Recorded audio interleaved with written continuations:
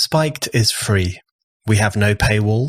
You don't have to subscribe to read our articles or listen to our podcasts.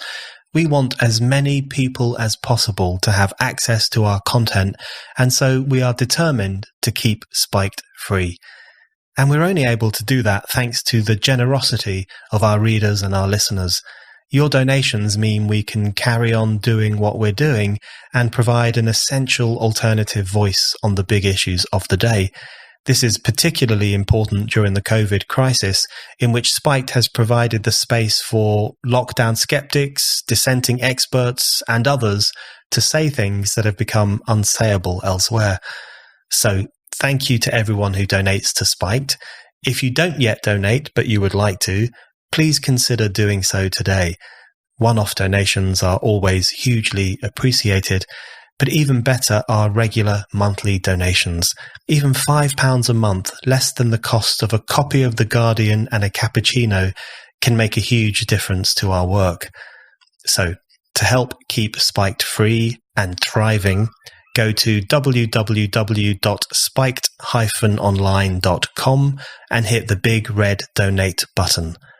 Now, on with the show.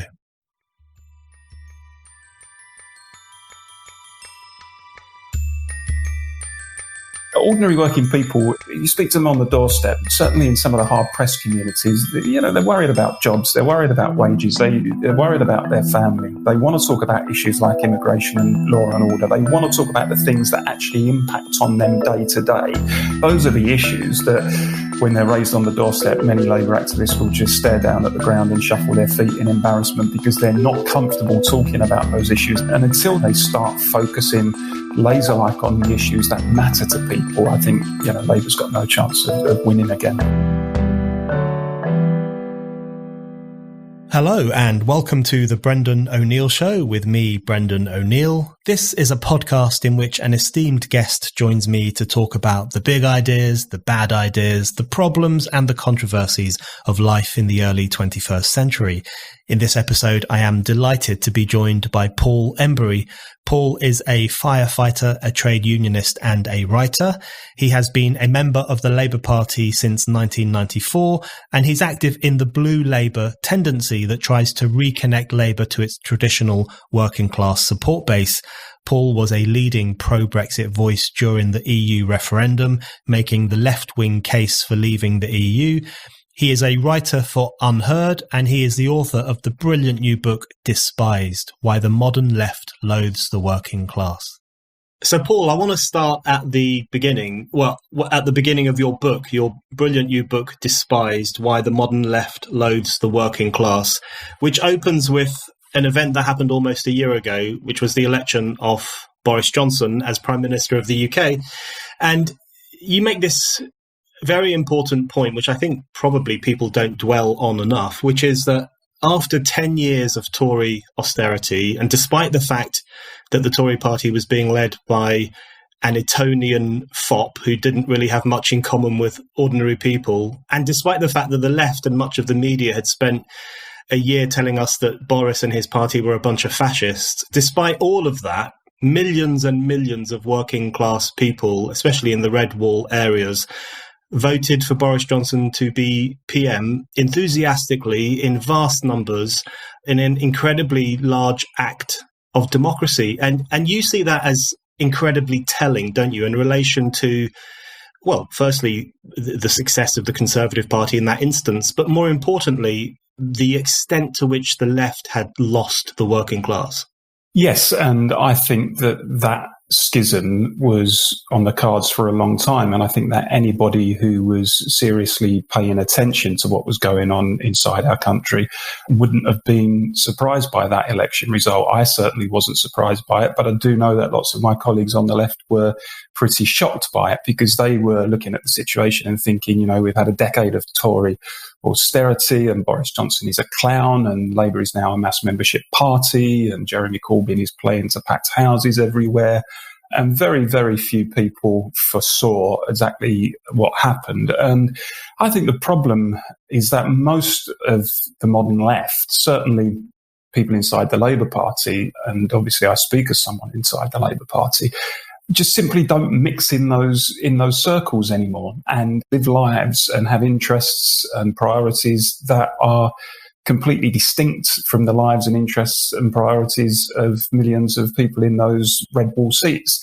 And this thing, as I say, the writing was on the wall, and I think that it predates Corbyn. I think anyone who thinks that, Labour got hammered because of Jeremy Corbyn, that was certainly part of it, but it wasn't the whole story. I don't think Brexit was the whole story, although it was certainly damaging to have that second referendum policy for the Labour Party. I think that these problems have been coming down the track for years. And I think you can particularly pinpoint the first decade, really, of this century, I would say, where some of these kind of post-industrial areas, provincial Britain, particularly provincial England, coastal England, were going through some real profound economic and social changes. We were seeing the impacts of globalization on these places. We were seeing the effect that rapid and large-scale movements of capital and labour were having. We were seeing deindustrialization, jobs being shipped abroad. We were seeing rapid demographic change.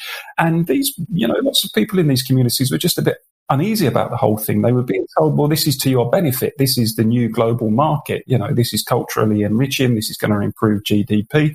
And most people feel, actually, this isn't really improving my town, my community, and I don't like it. And Labour just looked at those people with disdain. Instead of saying that those people have got valid concerns, we've got to listen to them, they just patronised them and lectured them, and they paid a heavy, heavy price, which, as I say, to me, wasn't a surprise at all. Absolutely. I think it's really true that the kind of people who make up the modern left, including the Labour Party, don't tend to mix in those parts of the country as you describe it, and are very unfamiliar with the people there and what they think and how they live and why they believe the things they believe. And you can see that in numerous different ways. I mean, the tendency for helicoptering in, metropolitan politicians to represent certain parts of the country, the fact that so few MPs across the board now have any background in actual hard work or manufacturing or labour of any kind at all, and a dwindling number of working class representatives as well.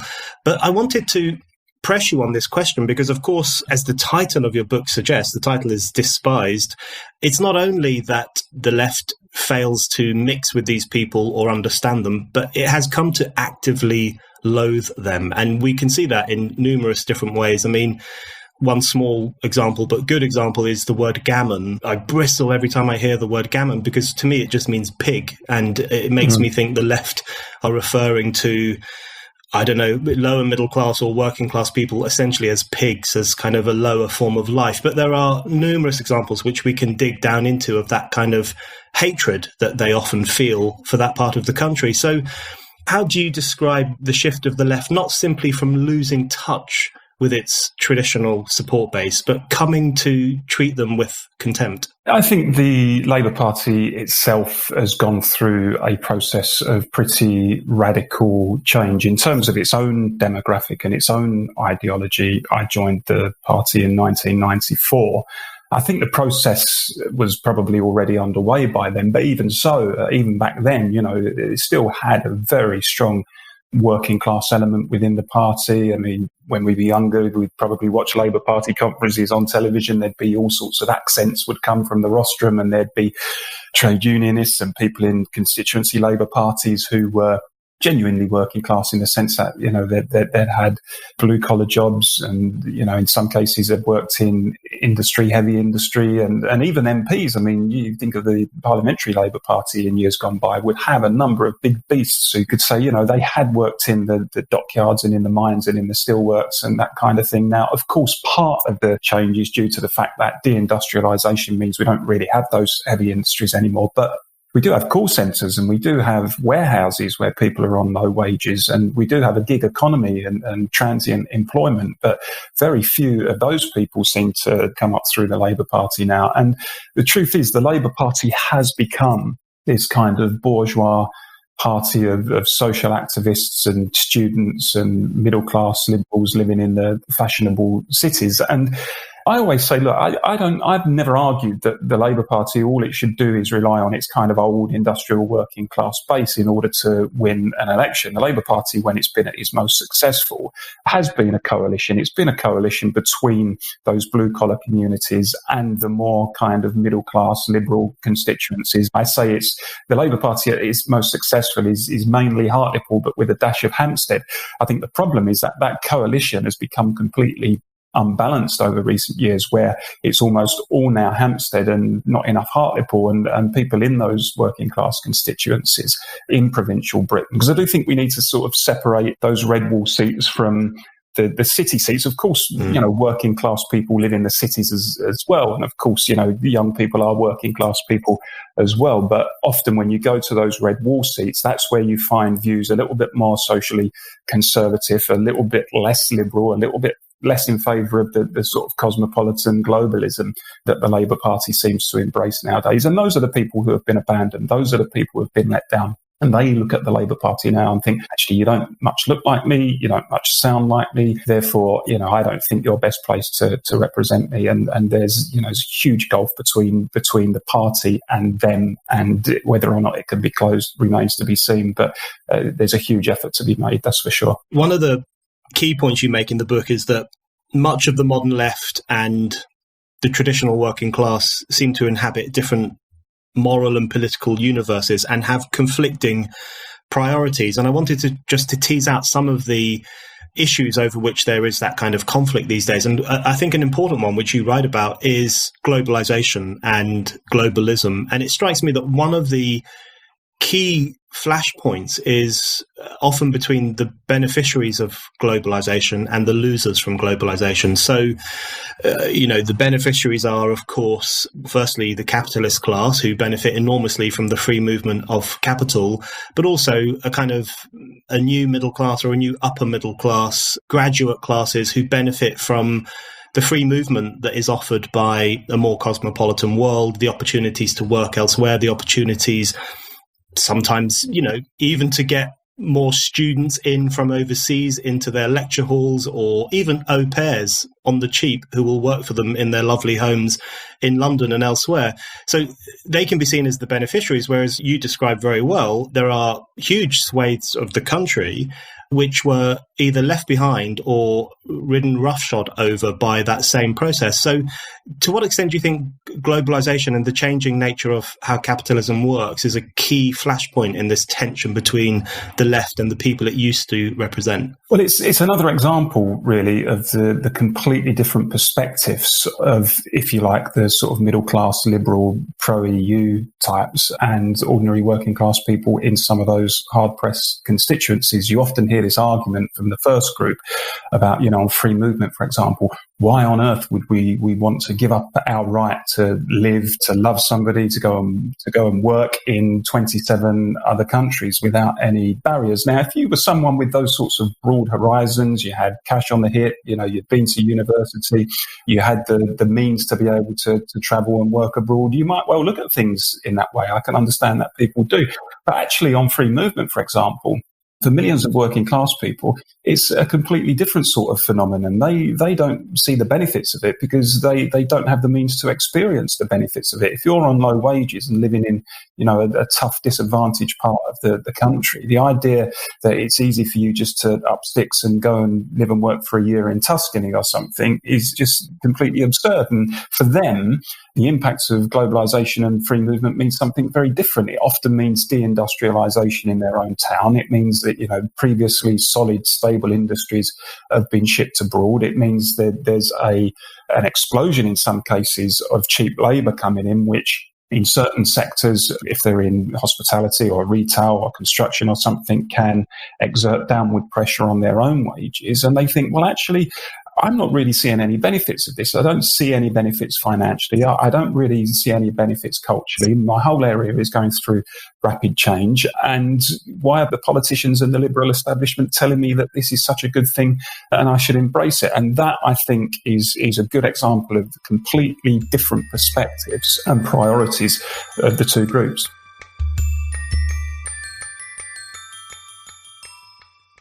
Investing is one of the best ways to grow wealth over the long term. However, high commissions and clunky products from traditional stockbrokers can make it complicated for people to start investing. And while trillion-dollar companies are getting built from investment, very few people benefit from that wealth creation. Free trade is on a mission to change that by breaking down these barriers and by opening up stock investing to everyone.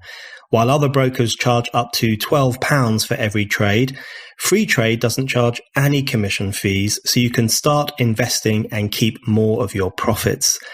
The award-winning investment app is used by over 250,000 people, and it lets you buy and sell stocks, ETFs, and investment trusts, all without commissions.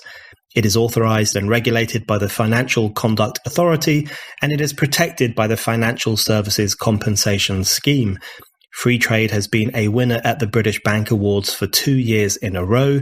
In both 2019 and 2020, it was named the best online trading platform. The app's intuitive design makes investing simple, no matter how much experience you have.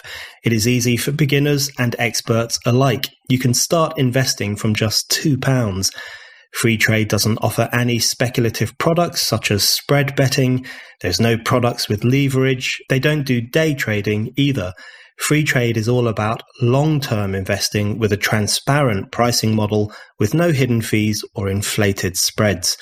There are different account types on offer. You can sign up for a general investment account or a stocks and shares ISA.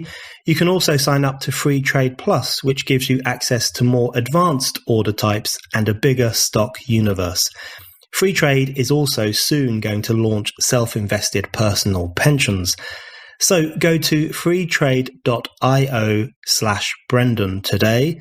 And if you register and fund your account, you will get a randomly allocated free share worth between £3 and £200. It could be a share in any number of major companies, such as Greggs, Rightmove, or Apple. Just remember, when you invest, your capital is at risk. The value of investments can go up as well as down, and you may receive back less than your original investment. For more information, visit freetrade.io. And for the special offer, visit freetrade.io/Brendan.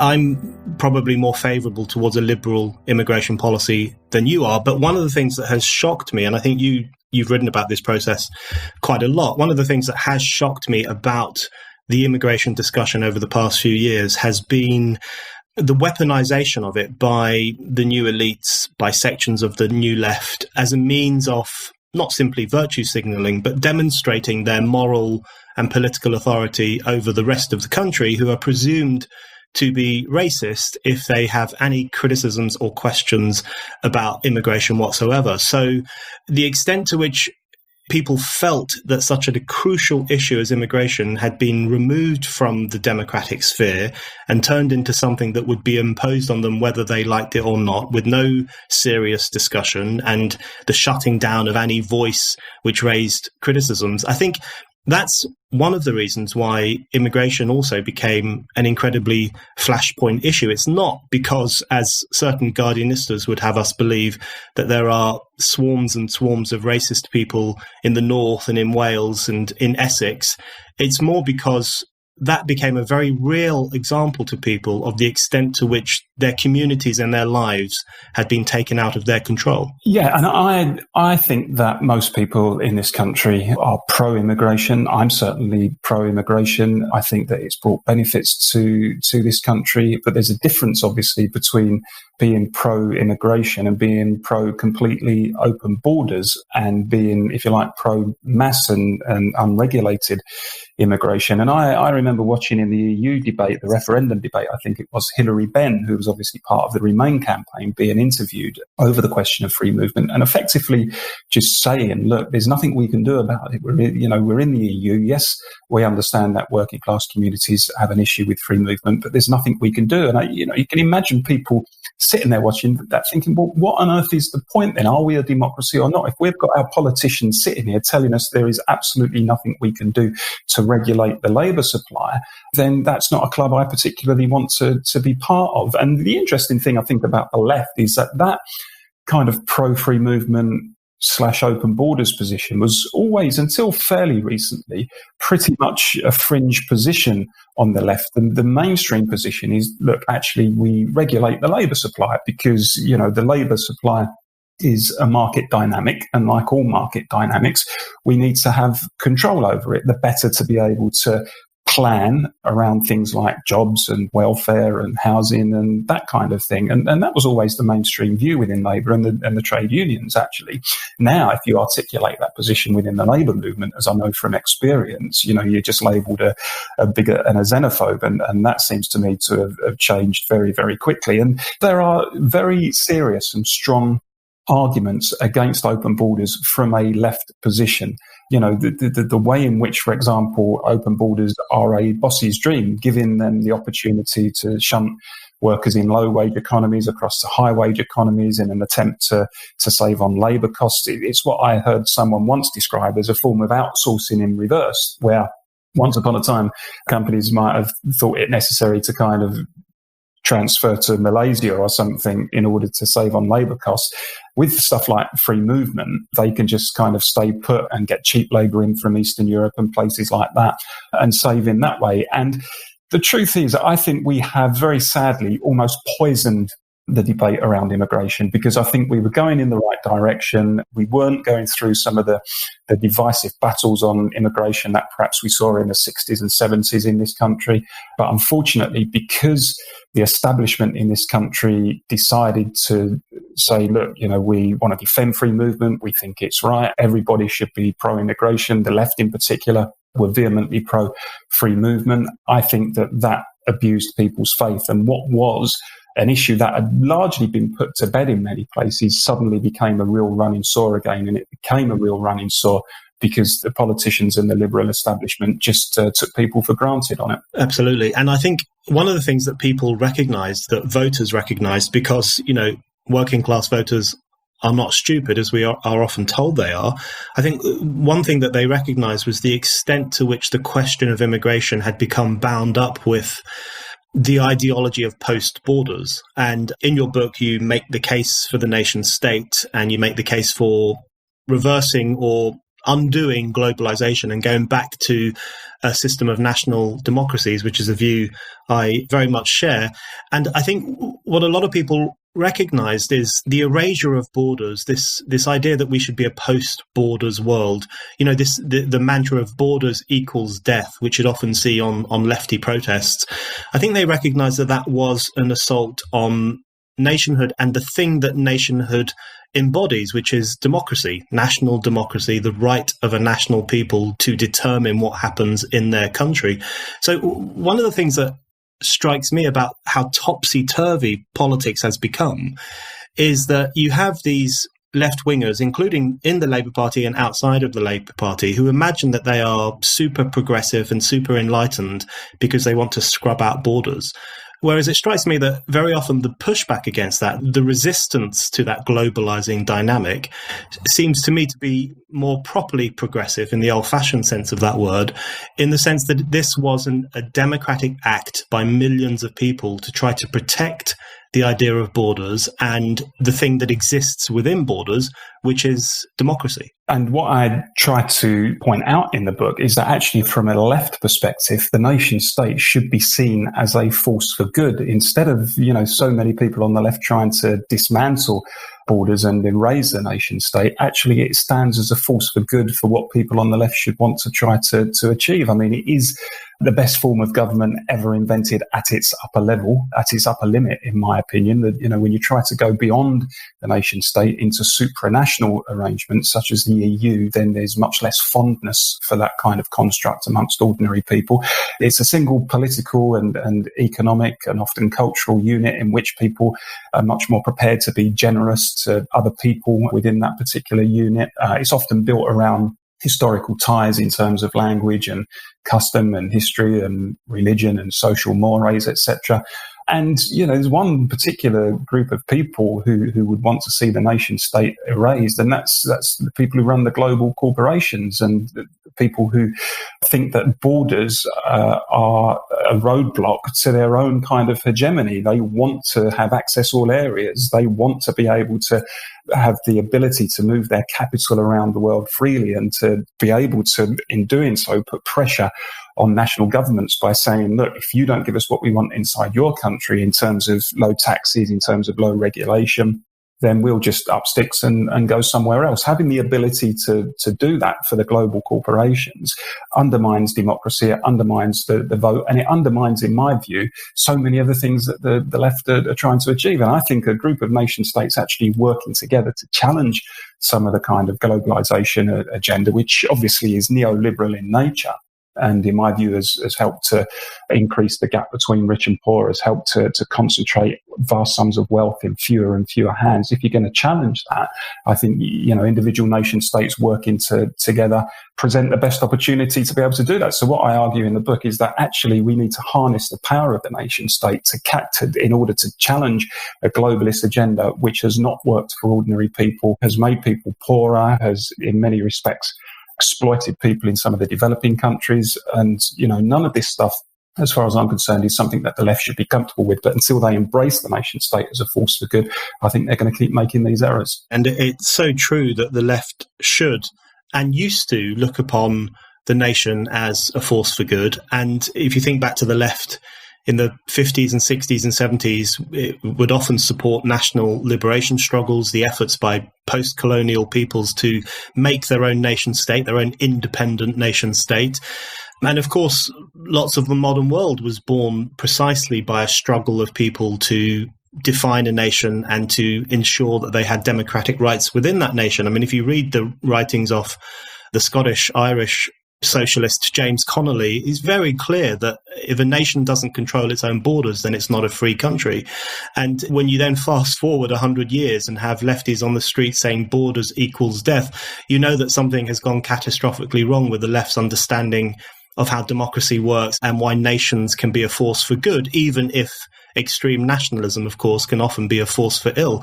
But in relation to that, I wanted to just get a couple of your thoughts on the Corbynism movement, which now seems to be fading to a certain extent. But it's very interesting because what we have there essentially were a group of largely middle class, even upper middle class radicals who would often talk in the language of Marx and Engels and talk about revolution and overthrowing the powers that be and so on. But what was really striking was that as soon as there was an actual revolt, a revolt via the ballot box by vast numbers of ordinary people against neoliberalism, against globalization, and against the dire consequences of that form of capitalism, as soon as that happened, they kind of lost their nerve and eventually sided, essentially, with the neoliberal elites against the vote for Brexit and against ordinary people who were calling into question the right of the EU to govern our lives in the way that it was doing. So how would you explain the way in which Corbynism in particular went from speaking in the language of revolution to really siding with the authorities against ordinary voters? No one will convince me that the way the left handled the whole Brexit question was anything other than a spectacular blunder from start to finish.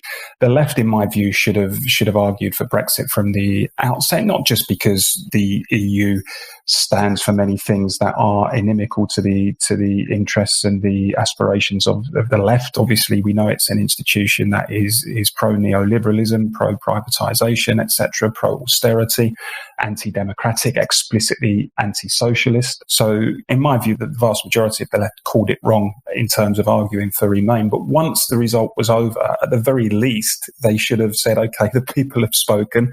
We've got our decision. We have to embrace it and we have to move on. And the way that so many parts of the left, Labour MPs and trade union leaders and other people across the left just came together and did everything they could to try to subvert that vote was in many respects suicidal. and, had an impact in terms of Labour Party massacre in December 2019. And that's something that the Labour Party is going to take a long time to recover from. Because what you had here, in my view, with Brexit was a genuine democratic revolt. You had many people who voted for the first time, who were given a weapon with which to hit back at the political elite, people who they believed were responsible for their predicament, and ignored them and sneered at them, neglected them over so many years. And when that happened, the left, who claimed to represent working class people, because I think it was a working class revolt. Not every working class people voted Brexit, of course, but nonetheless, 2/3 of the C2DEs voted for Brexit. The further you went down the income scale, the more likely it was that people voted for Brexit. Some of the most disadvantaged areas of the UK, particularly England, returned some of the highest Brexit votes. And these were the people that the left and the Labour Party should be speaking for. And when they spoke, they should have said, "Okay, we're on board. We're gonna see this through with you." But the way in which they connived to try to stop that, I think, was fundamentally wrong in principle and suicidal as a tactic. And I think it's going to take some time for, if at all, for the left to recover in some of those communities.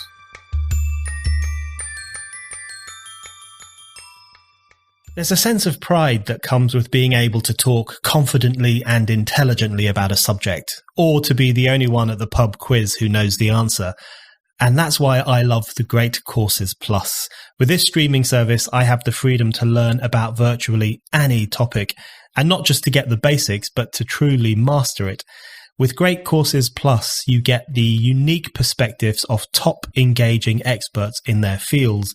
There is unlimited access to thousands of lectures on topics like modern political tradition, exploring the cosmos, even learning a new language or how to train your dog. And the best part is that with the Great Courses Plus app, I have the flexibility to watch or listen just about anywhere. One course I highly recommend is Foundations of Western Civilization 2, A History of the Modern Western World. The course covers a huge breadth of European history, from Renaissance humanism to the Protestant Reformation, from the rise of fascism and communism in the 20th century to 21st century developments like the eastward expansion of the European Union. So get that awesome feeling of pride that comes with learning new knowledge. Sign up for the Great Courses Plus. They're offering listeners to the Brendan O'Neill Show an entire month of unlimited access for free. To start your free month trial, sign up today using my special URL, thegreatcoursesplus.com/Brendan. That's thegreatcoursesplus.com/Brendan. Following on from that, I wanted to ask you about the role that the accusation of racism now plays, because of course I agree with you, the left's blunders in relation to Brexit have been catastrophic, and I agree they will take a long time to recover from.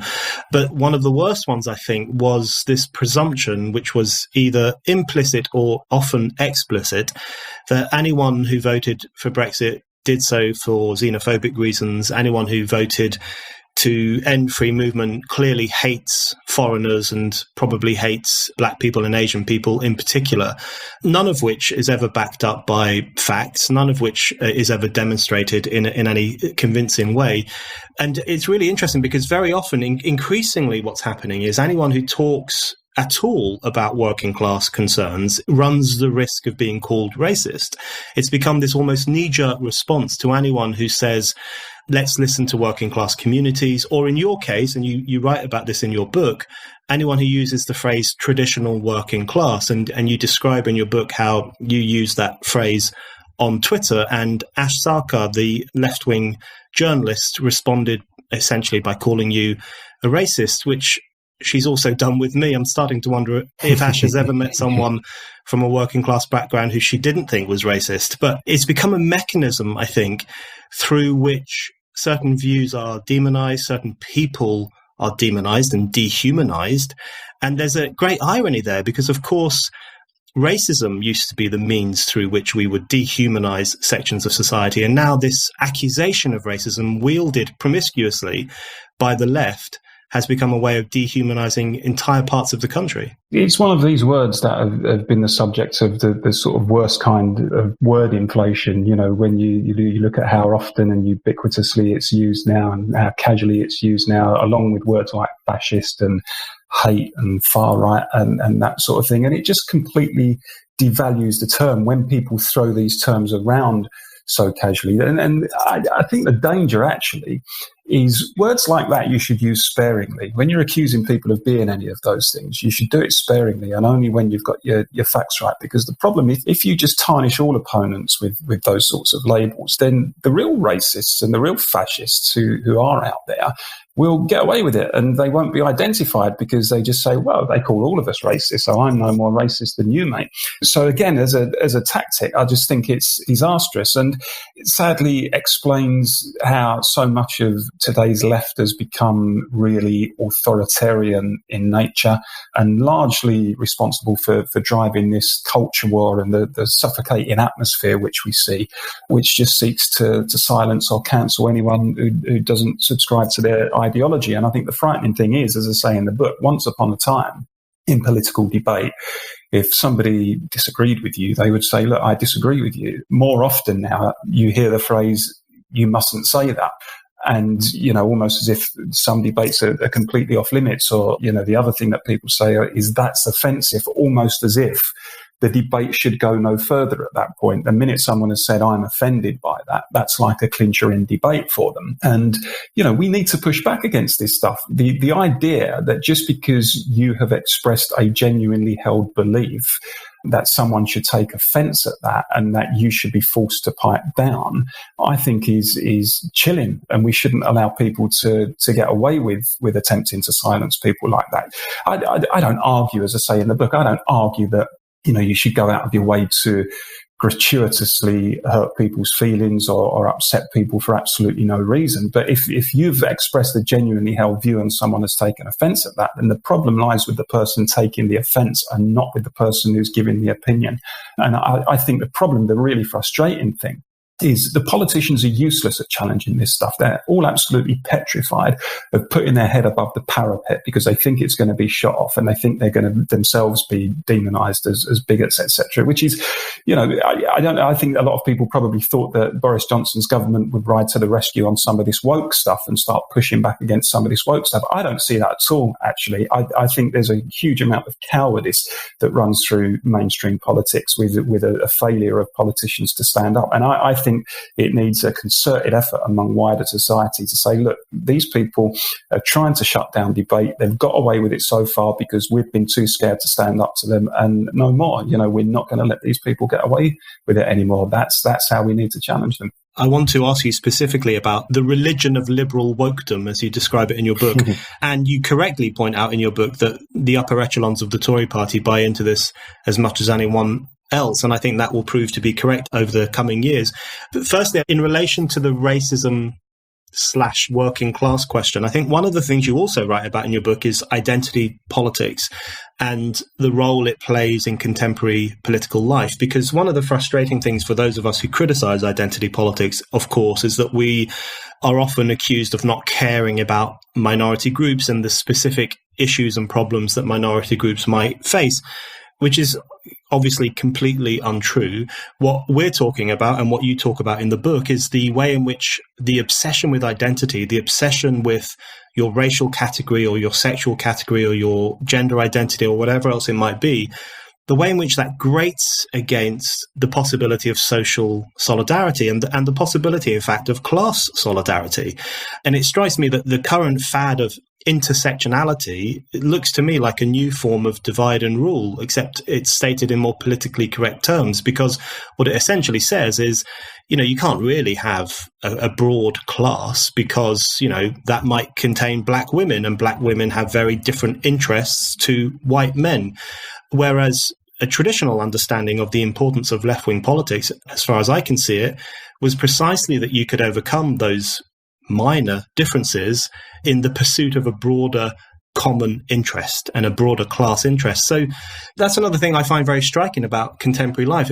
Identity politics looks to me like a very good friend of neoliberalism in the sense that it plays this role of dividing ordinary people. Is that how you see it? It does exactly that. And I think that the whole thing is a divisive viper's nest, really, which has set working class back a long way. And, I just think the idea that you focus so much on dividing people up on the basis of their kind of separateness, their discrete identities, and to emphasize the differences rather than try to overcome them, and actually to promote those identities as virtuous in their own right, and that people are thereby worthy of special treatment for no other reason that they hold those identities, seems to me actually not to reflect at all, the laudable campaigns of years gone by to try to overcome prejudice, where, you try to build commonality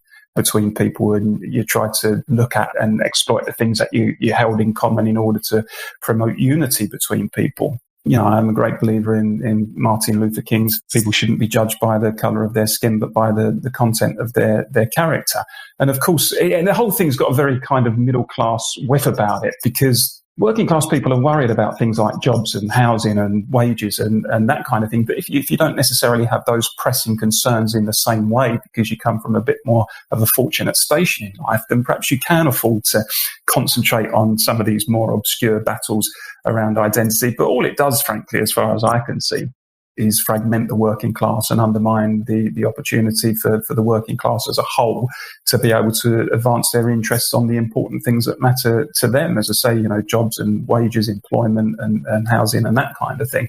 So it's one of these things that needs to be ditched. I mean, there's no other way to say, yes, we absolutely need to be resolute in challenging prejudice and working together to try to build as much unity as possible across the class. But it can't be done, as far as I can see, on just constantly dividing people on the basis of their identity and emphasising separateness and difference. I don't think that helps at all. One of the things that's worried me over the past couple of months in particular has been almost an effort to redefine the working class out of existence. And I was actually most struck with this after the election in the US, in fact, where there was a lot of commentary on essentially people saying, look, we're sick and tired of you guys talking about the white working class. We don't want to hear about them anymore. And any proposal of economic populism was seen as, by definition, as a racist idea. And we've seen similar developments in the UK over the past year since Boris won the election. This notion that if someone like you, for example, talks about the traditional working class, which is not talking about the white working class, because as you and the rest of us recognize, the working class is made up of people from all sorts of backgrounds. Everyone who has ever been a member of the working class or knows working class people will be well aware of that fact. But in a sense, we're reaching the nadir of identity politics, where there is this attempt to say, well, the real working class are the kind of urban graduates in London and other metropolitan cities who have very different views to, old men in pubs in the north of England. And now that, as you say in your book, technically speaking, that's true. It is true that the working class is a diverse group of people, and there is a new emerging working class which is more urban-based, probably has slightly woker views than you and me, and so on and so forth. But it seems to me that the problem with this argument is that the ideology that's pushing it is essentially an attempt to silence the supposedly problematic working classes who vote for Brexit and who don't subscribe to woke ideology and so on. It's an attempt to sideline them and to elevate what is seen as the more honourable, decent section of the working class. It's completely opportunist and it's completely disingenuous. It's a way of saying, look, the working class are not quite the way we would like them to be. So let's redefine it in our own terms. Let's pretend that the working class is this group of people and not quite that group of people, because that particular group of people undermine what it is that we're trying to achieve. Well, and it's dishonest because, as you say yourself, I make clear in my book that I don't believe the working class in this country just constitutes people living in post-industrial England, for example, who happen to be white and, who may have worked in blue-collar industries. I mean, the working class does have an element of it that is city-based, that is more liberal and cosmopolitan in its outlook, and in many cases may be suffering the same stresses in terms of finances and trying to find a job, etc.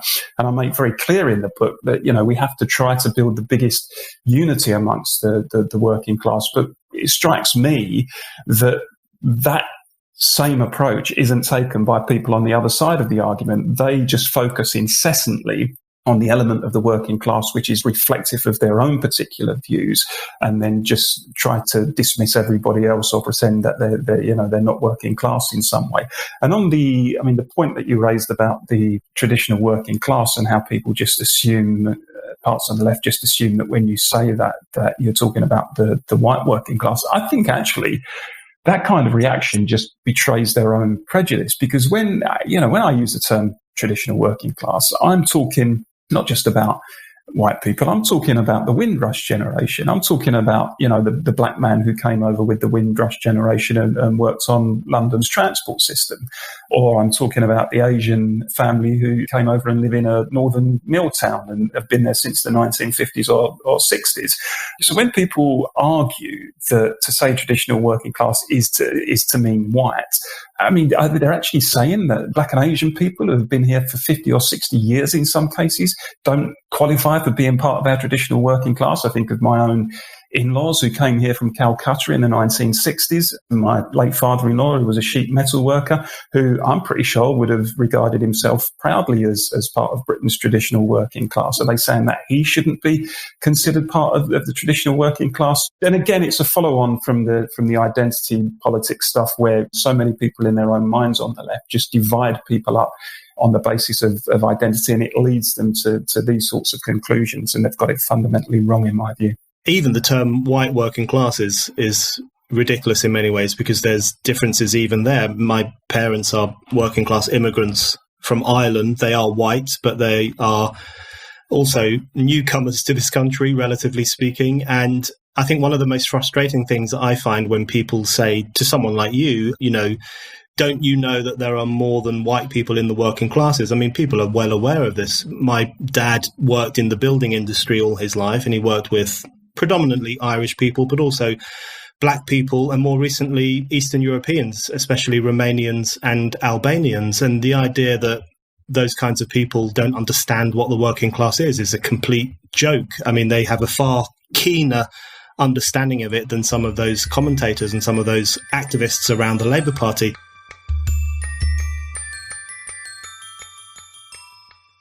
Hi, it's Fraser Myers here, producer of The Brendan O'Neill Show. A lot of people use incognito mode when they're browsing the internet for a variety of reasons. You might, for instance, not want to keep your history on your browser. I use it when I'm on a website and I want to log into a different account without logging out. Most people, though, think that whatever you get up to is kept secret.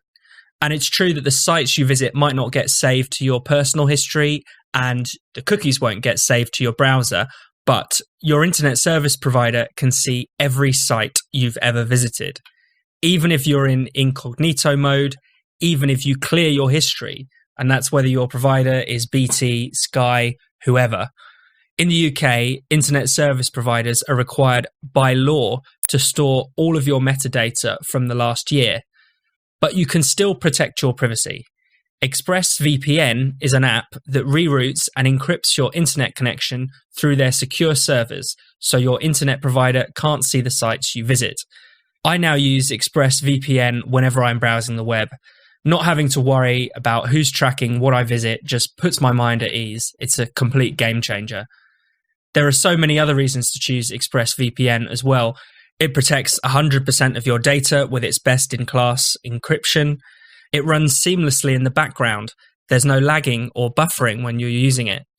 It's easy to use as well. You just tap one button and you're protected. And it's rated the #1 VPN by CNET and Wired. ExpressVPN is available on all your devices, phones, computers, routers, and so the whole family can be protected under one subscription. Go to expressvpn.com/Brendan and you can get an extra 3 months for free on a 1-year package. That's expressvpn.com/Brendan. expressvpn.com/Brendan. expressvpn.com/Brendan.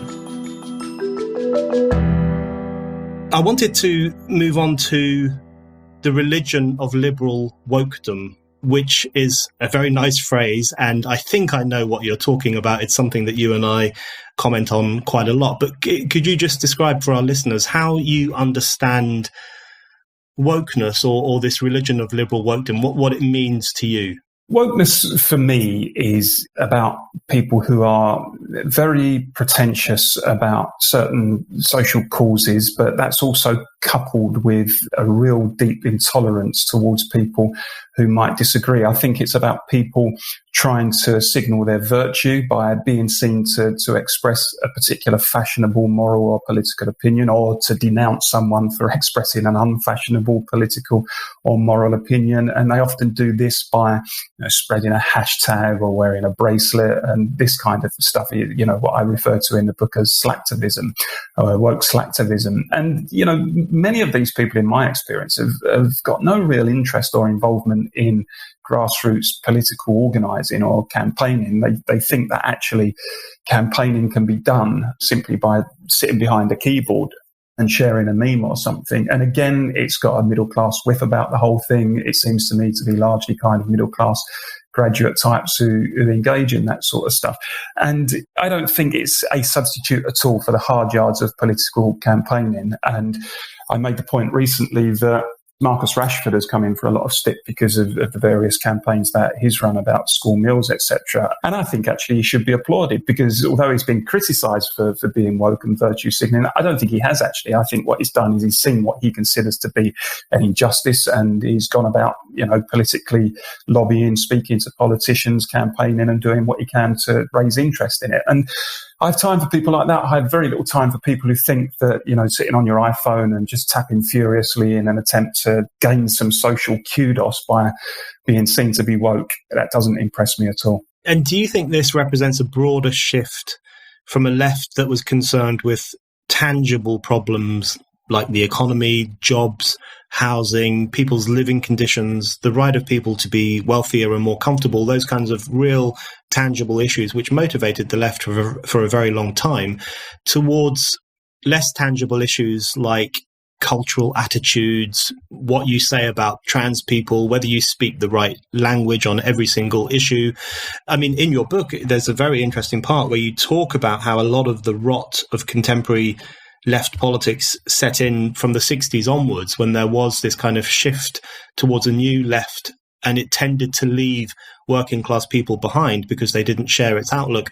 So in terms of the religion of liberal wokedom and the rise of that kind of woke slacktivism, do you think it speaks to a left that has moved itself away from bothering with such trifling issues as where people live and how much they get paid and how much power they have in the workplace, towards issues of, do you use the right language in terms of race? Are you politically correct on trans politics? Do you think there's been that kind of bigger shift? I do, and I think the two go hand in hand. I think that shift has occurred because the left itself has fundamentally changed in nature, and because if you look at the Labour Party now, the Labour Party is far more middle class and urban based and liberal and cosmopolitan than it ever was.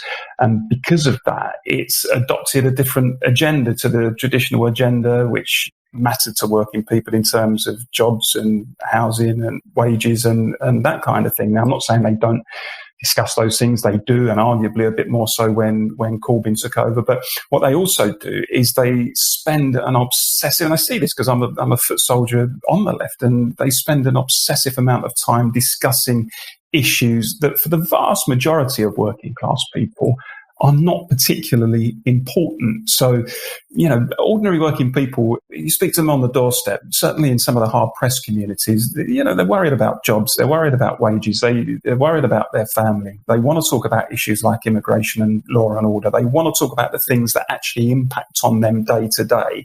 And they would want a Labour Party that claims to speak for them to put those issues front and centre. But what the Labour Party does is it spends a completely disproportionate amount of time talking about things like LGBT rights, talking about things like gender identity, or even things like climate change and migrant rights. Now, as I've always said, I'm not suggesting for a second that those issues shouldn't be discussed. Of course, those issues should be discussed by any mainstream political party, but the amount of time Labour activists spend on them, to me, seems to be in inverse proportion to the amount of time that people in working class communities spend on them. And the kind of issues that I listed that working class people wanted to talk about, things like law and order and immigration, etc., as I say in the book, those are the issues that, when they're raised on the doorstep, many Labour activists will just stare down at the ground and shuffle their feet in embarrassment, because they're not comfortable talking about those issues. They're much more comfortable talking about things like LGBT rights and climate change and so on. And until there's a major recalibration in language and emphasis on the left, and they start focusing laser-like on the issues that matter to people, I think Labour's got no chance of winning again.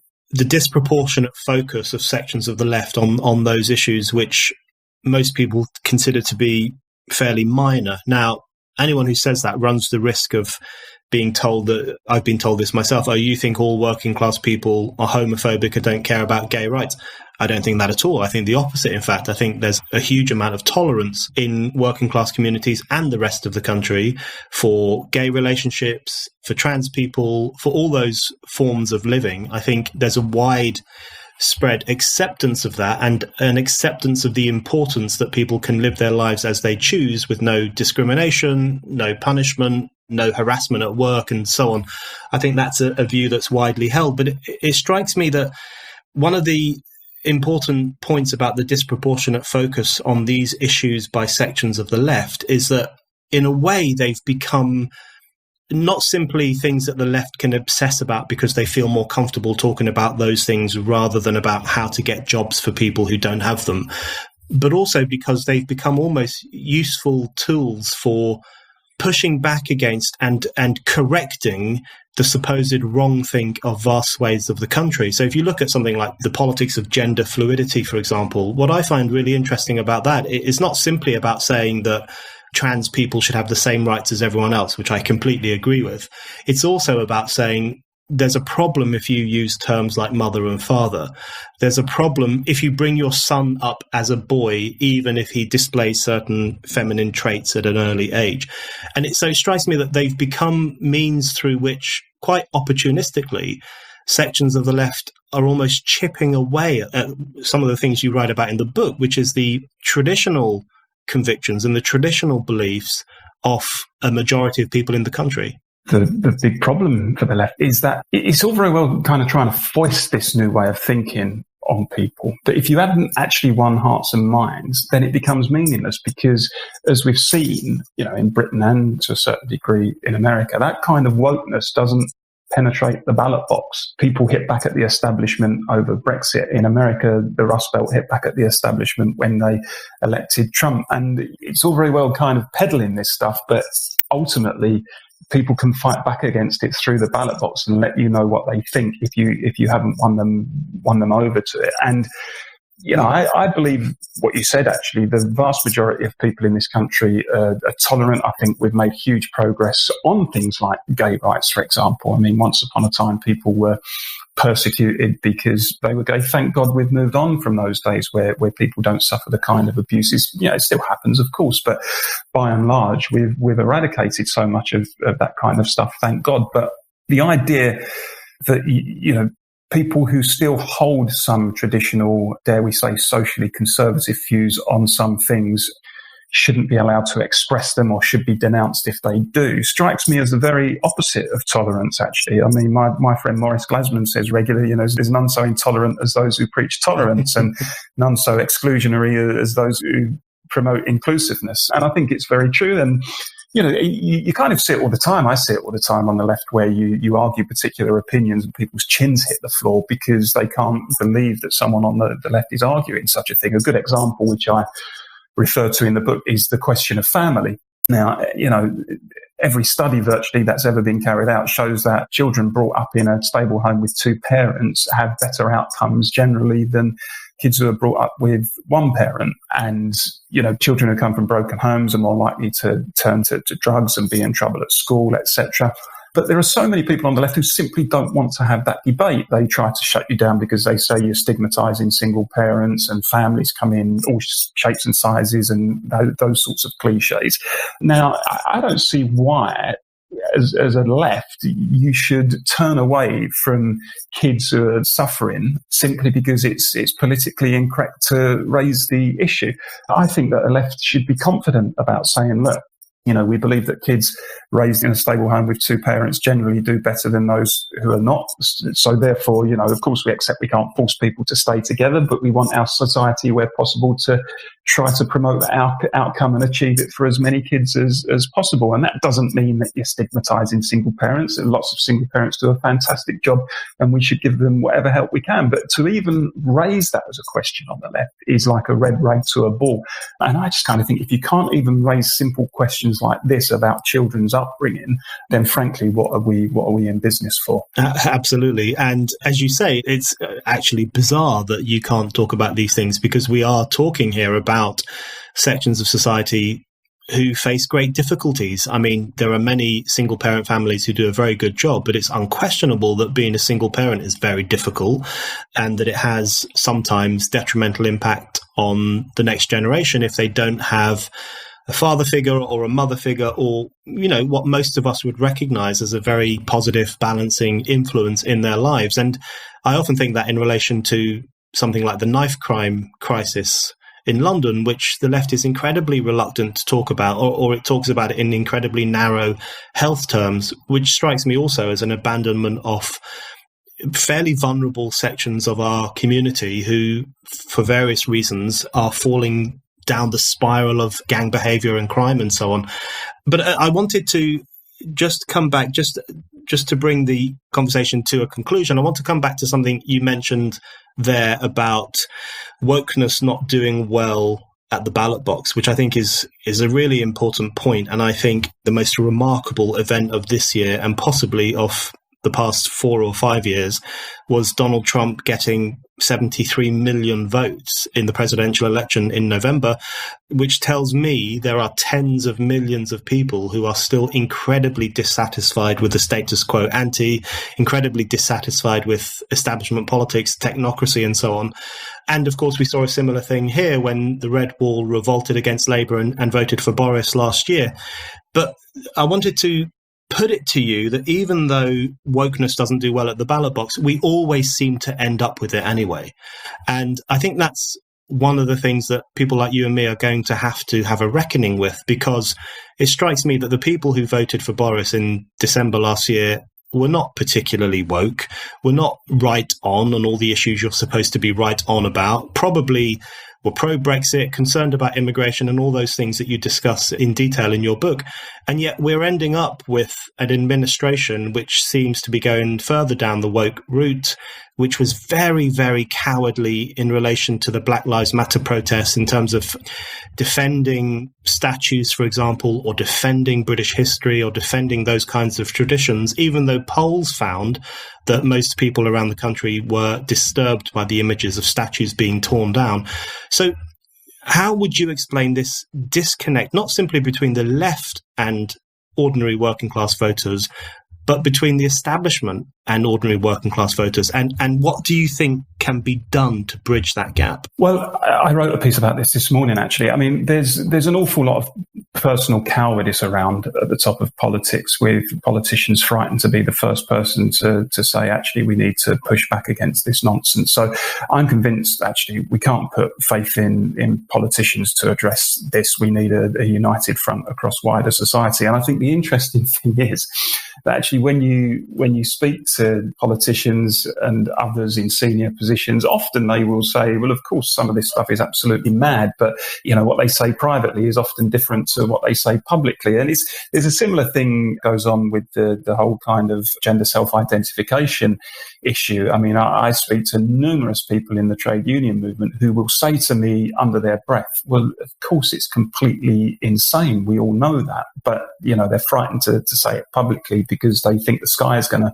fall in on them. So there is absolutely a disconnect between what people in positions of authority or with some influence are prepared to say publicly and what they're prepared to say privately. And I can't think that boils down to much more than personal cowardice. And, you use the example of statues, which is a good one. I mean, there was the recent one, the chap who was chairman of the Football Association who made a simple slip in a meeting with politicians. He comes from a particular generation. Ironically, he was talking about the need to overcome discrimination in football and said something that nowadays, is deemed to be offensive, even though he clearly did not mean any offence by it. And in a sensible society, he would have earned at most a mild rebuke. But of course, it's not a simple society anymore. If you're in a position of authority, even with the merest slip, even if you didn't particularly intend to upset anybody, of course, people want your head on a platter and your reputation is destroyed. So as I say, but there needs to be a concerted pushback against this thing, and we need to try to unite all of the people in society and the few in any positions of authority who might be prepared to speak out against it, to do it. Because what you said is absolutely right. No matter how people vote at the ballot box, senior politicians are simply not brave enough to do the job for us. So it's like many things in life, it's gonna fall to the people to do it. Paul Embery, thank you very much. Thanks, Brendan.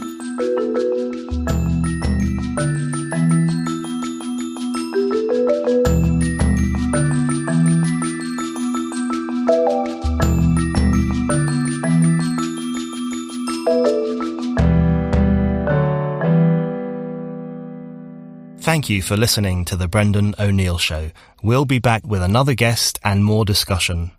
Don't forget to subscribe, and in the meantime, keep reading Spiked at www.spiked-online.com.